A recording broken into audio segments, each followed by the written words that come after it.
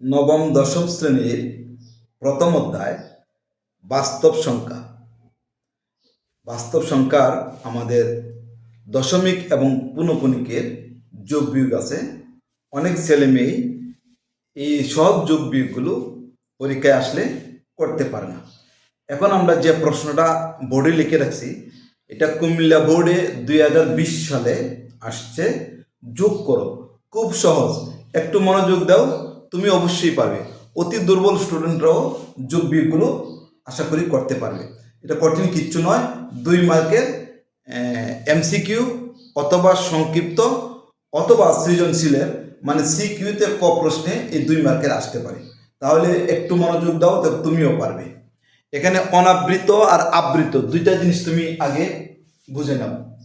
অনাবৃত মানে যার উপরে পুনঃপুনিক, এটাকে বলা হয় পুনঃপুনিক। যার উপরে পুনঃপুনিক থাকবে না সেটা হলো অনাবৃত।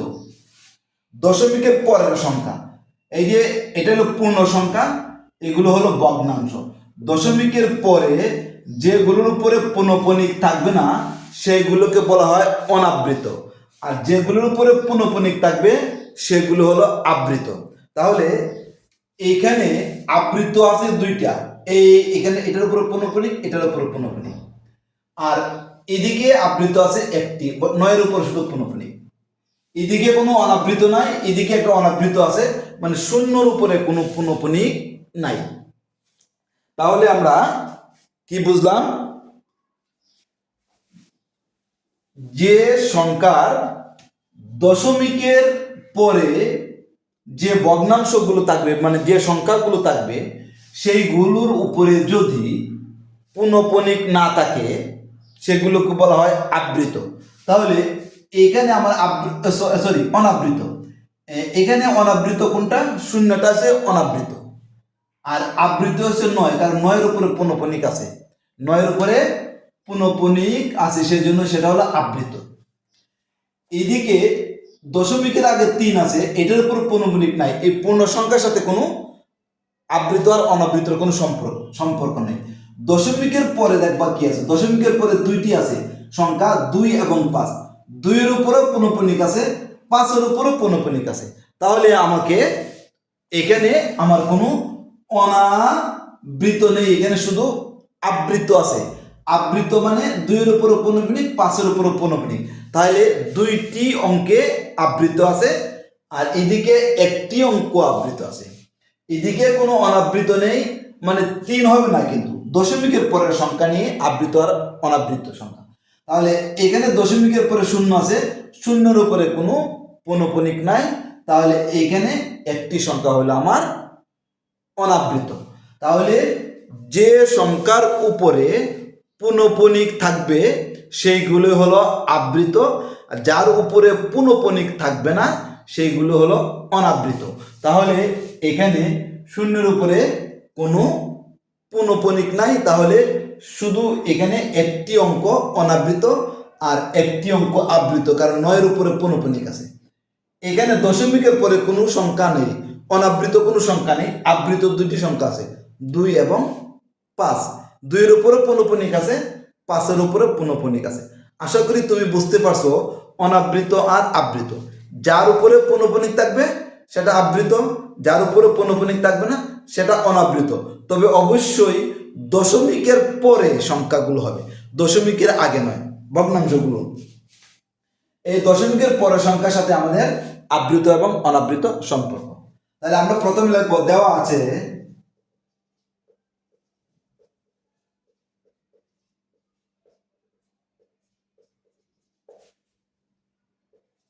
3.2 পুনঃপুনিক 5 পুনঃপুনিক এবং 2.09 পুনঃপুনিক। তাহলে আমাদের 2টার উপরে 10 পুনঃপুনিক আছে, তাহলে 2টা হইছে আবৃত, একটা হইছে অনাবৃত। আমরা অনাবৃতটা আগে লিখবো। এখানে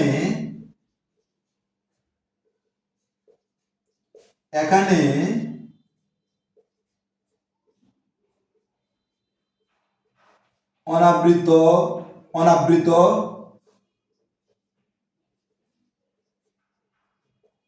অঙ্কের সংখ্যা, এখানে অনাবৃত অঙ্কের সংখ্যা এক, এই একটা। এখানে দশমিকের পরে কোনো সংখ্যা নেই, তিন তিন কিন্তু হবে না, তিনের উপরে পৌনঃপুনিক নাই, পূর্ণ সংখ্যার উপরে পৌনঃপুনিক দিয়ে অনাবৃত আর আবৃত নির্ণয় করা হয় না। দশমিকের পরে যে সংখ্যাগুলো থাকবে সেইগুলোর উপরে, সেই অঙ্কগুলোর উপরে যদি পৌনঃপুনিক থাকে তাহলে আবৃত, পৌনঃপুনিক যদি দশমিকের পরের সংখ্যাগুলোর উপরে যদি পৌনঃপুনিক না থাকে সেগুলো হলো অনাবৃত। অনাবৃত অংশে লিখি, অনাবৃত অংশের, অনাবৃত অংশের অঙ্কের সংখ্যা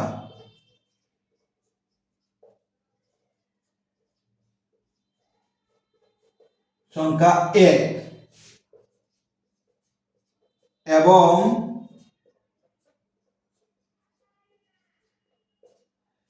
আবৃত অংশের,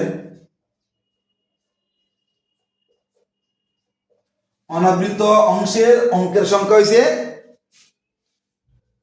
অঙ্কের সংখ্যা 1 এবং আবৃত অংশের অঙ্ক, আবৃত কয়টি আছে? এখানে দুইটি, এখানে একটি। আবৃত অংশের অঙ্ক 2 ও মানে 2, এখানে দুইটা, এখানে একটা, 2 ও 1 এর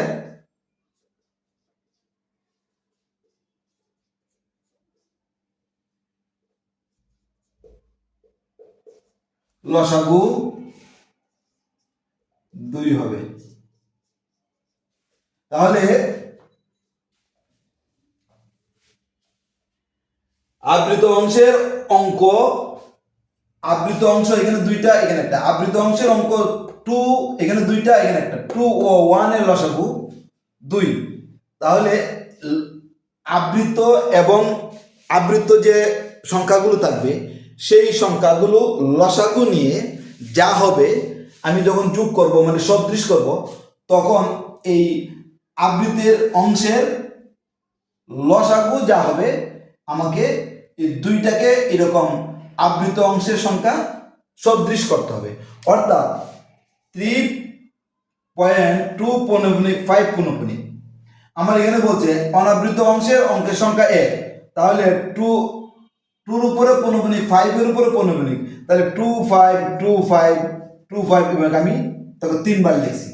তাহলে অনাবৃত অংশের অঙ্কের সংখ্যা 1, একটাতে অনাবৃত রাখবো আমরা, এটাতে কোনো পৌনঃপুনিক দেব না। এই 5 এর উপরে আর 2 এর উপরে পৌনঃপুনিক দেব। কারণ কেন? আবৃত অংশের অঙ্ক 2 ও 1 এর লসাগু 2 হবে আমাদের আবৃত সংখ্যা। আমরা লিখবো আবৃত অংশের অঙ্কের সংখ্যা হবে, আচ্ছা আমি এইভাবে লিখতে পারি, আবৃত অংশের অঙ্ক সংখ্যা,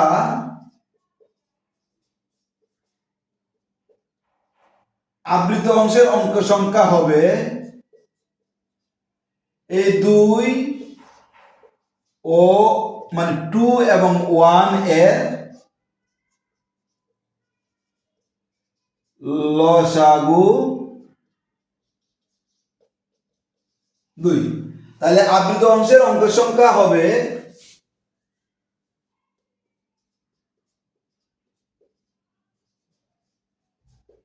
আবৃত অংশের অঙ্ক সংখ্যা হবে 2 ও 1 এর লসাগু 2। তাহলে আবৃত অংশের অঙ্ক সংখ্যা হবে 2টা আর অনাবৃত অংশের অঙ্ক সংখ্যা হবে 1টি। তাহলে আবৃত 2টি, এই 2টি লেখার পরে আমরা এখানে টান দিব, দাগ দেওয়ার পরে আরো পৌনঃপুনিক যে 2টি সংখ্যা আছে যে ওগুলোর উপরে পৌনঃপুনিক, এরকম পৌনঃপুনিক মনে করো 5 2 5 2 আরো 2টা অতিরিক্ত আমরা লিখব, এটা আমরা যুগের সময়। এরপরে দেখো 2.0, 0 উপরে পৌনঃপুনিক নাই, তাহলে 9 যেহেতু পৌনঃপুনিক 9 অসীম পর্যন্ত লেখা যাবে, 9 9 9 9 9 9 9 9 9 9 অনেকগুলো 9। তাহলে এই পৌনঃপুনিক দিয়ে বোঝাচ্ছে অনেকগুলো 9 হবে, পৌনঃপুনিক দিয়ে বোঝাইছে অনেকগুলো 9, তাহলে 9 9 এই দুইটার উপর পৌনঃপুনিক, এরপরে আবার 9 9 দিয়ে আরো অতিরিক্ত 2টা আমরা 9 লিখবো। এটা হলো যোগ করার জন্য হাতে যে সংখ্যা আছে এই হাতের সংখ্যা এইগুলোর সাথে যোগ করার জন্য অতিরিক্ত 2টি সংখ্যা দাগ দিয়ে অতিরিক্ত 2টি সংখ্যা আমাকে লিখতে হবে। এখন আমি আবৃত অনাবৃত অংশের অঙ্কের সংখ্যা 1, কারণ একটা, আবৃত অংশ অঙ্ক সংখ্যা হবে 2 ও 1 এর লসাগু 2, অর্থাৎ এখানে আছে অনাবৃত আর আবৃত দুইটা, এখানে আছে আবৃত একটা। তাহলে আমাকে এই দুইটাকে সদৃশ করতে হবে, অর্থাৎ এখানে আছে 3.2 পূর্ণপণিক 5 পূর্ণপণিক, এখানেও 9 পূর্ণপণিক 9 পূর্ণপণিক, সদৃশ করতে হবে, সদৃশ। মানে এখানে দুইটা পূর্ণপণিক, এখানে দুইটা পূর্ণপণিক করতে হবে। এখানে একটা পূর্ণপণিক ছাড়া এখানে এটা তো একটা পূর্ণপণিক ছাড়া আমাকে করতে হবে। এখন কথা হলো 3.25 এই দুইটার উপর পূর্ণপণিক দিয়ে আমরা কি বুঝি? আমরা বুঝি 3.25252525 অনেকগুলো আমরা লিখতে পারবো। কোন পূর্ণপণিক 25252525 অনেকগুলো আমরা লিখতে পারবো। এখন এখানে আমি পূর্ণপণিক মনে করো এটাতে দিলাম না, এটা তো দিলাম না, এটা তো দিলাম না, আমি এই জায়গায় পূর্ণপণিক দিতে পারি, এটা আমার ইচ্ছে। এখানে দিলাম মানে আরো 2525 আছে, বলে স্যার এখানে এখানেও দেওয়া যাবে, এটা বাদ, এখানেও দেওয়া যাবে, এটা বাদ, এগুলোর উপরে না দিলেও কোনো সমস্যা নেই, গেল একটা কথা। মানে 2525 অসীম পর্যন্ত লিখে পূর্ণপণিক আমি যে কোনো দুইটা ভাঁজের উপর আমি পূর্ণপণিক দিতে পারবো, যে কোনো দুইটি ভাঁজ, মানে 2 উপরে 5 উপরে দিলাম, এটা আমি খালি রাখলাম, এটা অনাবৃত রাখলাম, এটাকে আবার আবৃত করে ফেললাম। এখন এখানে আছে 2.099999, অনেকগুলো লিখতে পারো, অসীম পর্যন্ত নাই, সেই জন্য 9 এর উপর পূর্ণপণিক। এখন 9 এর উপর পূর্ণপণিক আমি এইটা তো দিতে পারবো, বাকিগুলো আর দিলাম না, মানে আরো 9 আছে। এটাতে না দিয়ে আমি যদি মনে করো এটার মধ্যে দিই তাও দিতে পারবো, এগুলো আর লিখলাম না পূর্ণপণিক। এটা দিয়ে দিলেও এটা যে কথা এটা একই কথা। এখন পূর্ণপণিক আবার এটার উপরও দিতে পারবো, এটা আমি দিলাম না, এটা আমার ইচ্ছে। এখন আমি এই যে লিখলাম অনাবৃত অংশের অঙ্ক সংখ্যা, এই দুইটার মধ্যে অনাবৃত একটা থাকতে হবে। অনাবৃত অংশের অঙ্কের সংখ্যা একটা একটি থাকতে হবে। কিভাবে একটা একটি থাকবে আমি দেখো লিখি, 3.25 পূর্ণপণিক, আমি লিখবো 3.25, আমাকে বলছে একটা অনাবৃত, এটা আমাকে অনাবৃত রাখবো 25, আর দুইটা হচ্ছে আবৃত, দুইটা আবৃত একটা অনাবৃত, এটাকে অনাবৃত রাখবো আর দুইটাকে আবৃত দিব। একটা সংখ্যা অনাবৃত থাকতে হবে, এখানে লেখা আছে এখানে অনাবৃত অংশের অঙ্ক সংখ্যা যেহেতু 1, তাহলে এটাতে আমার একটা অনাবৃত রাখতে হবে। আর আবৃত অংশের অঙ্ক সংখ্যা হবে 2 এবং 1 এর লসাগু 2, মানে 2 লসাগু যত হবে ততটা হবে আবৃত সংখ্যা। তা আবৃত কত 2, তাহলে 2 হবে আবৃত সংখ্যা দুইটা, 5 2। এখন অনাবৃত অংশের অঙ্ক একটা হয়ে গেল, আবৃত অংশের অঙ্ক সংখ্যা হলো দুইটা হয়ে গেল। এখন কি করব? 5 2 মানে এটা হলো 252525, 3.25252525 অসীম পর্যন্ত আমি 2525 লিখতে পারবো। এখন এখানে যা বলা আছে অনাবৃত একটা আবৃত দুইটা, অনাবৃত একটা আবৃত দুইটা আমার লেখা শেষ হওয়ার পরে আমি একটা টান দিব, টান দেওয়ার পরে মানে এখানে অনাবৃত একটা লিখলাম, আবৃত যে দুইটা আছে দুইটা লিখে ফেলাম, দিয়ে একটা টান দিয়ে আরো দুইটা এই এখানে সংখ্যা থেকে আরো দুইটা এখানে লিখবো, 252, এই যে 252 আর লেখা দরকার নেই, দুইটা। এটা হলো আমার যোগের নিয়ম, টান দিয়ে আরো দুইটা অতিরিক্ত লিখতে হবে, এটা হলো যোগের জন্য। এখন আসো 2.09 পূর্ণপণিক, এখন এখানে অনাবৃত অলরেডি একটা আছে, তাহলে 2.0, তাহলে 2.09 এর উপরে যেহেতু পূর্ণপণিক আছে তাহলে 2.099999 অসীম পর্যন্ত আমি লিখতে পারবো। এখন পূর্ণপণিক এটার উপরে দিলেও হবে, এটার উপরে দিলে হবে, এটার উপরে দিলে হবে, যে কোনোটার উপরে দিলে হবে।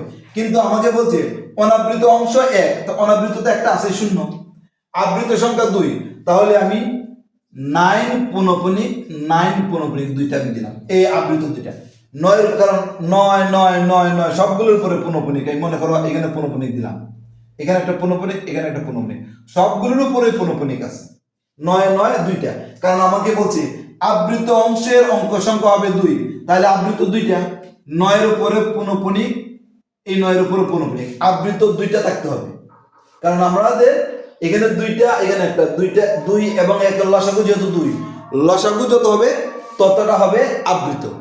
তাহলে আবৃত হয়েছে, লসাগু হয়েছে দুই, তাহলে আবৃত সংখ্যা দুইটা, এখানেও আবৃত সংখ্যা দুইটা।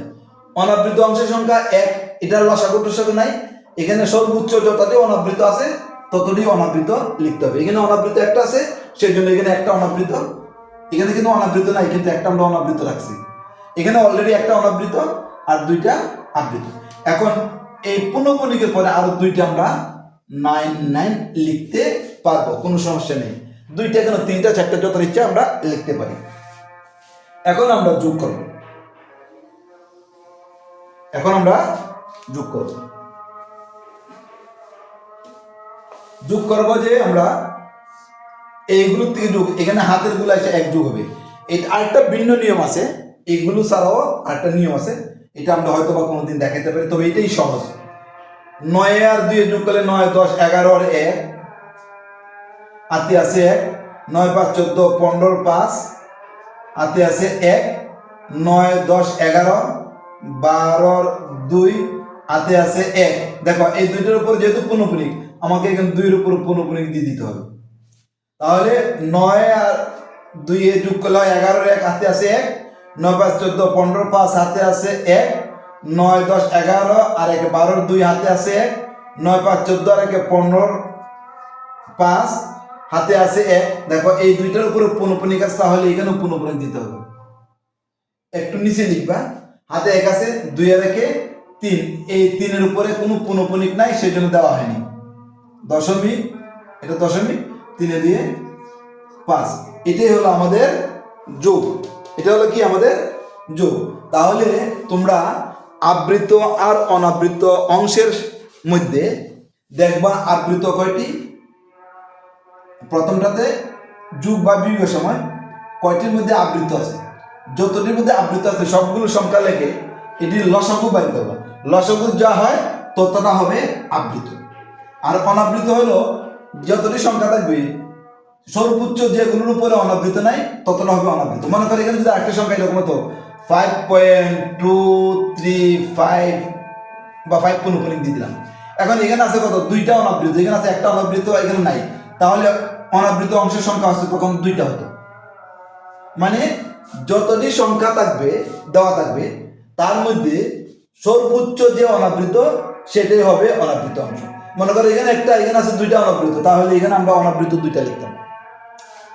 আর আবৃত হবে, আবৃত যতগুলো আছে সবগুলোর উপরে লসাগু। মনে করো এখানে আরেকটা আছে 3 আমি লিখলাম 4.56, মনে করো 3, এইখানে উপরে মনে করো আবৃত 3টা, এখানে একটা, এখানে দুইটা, তাহলে 213 লসাগু কত 6, তখন আমার আবৃত সংখ্যা হয়তো 6টি।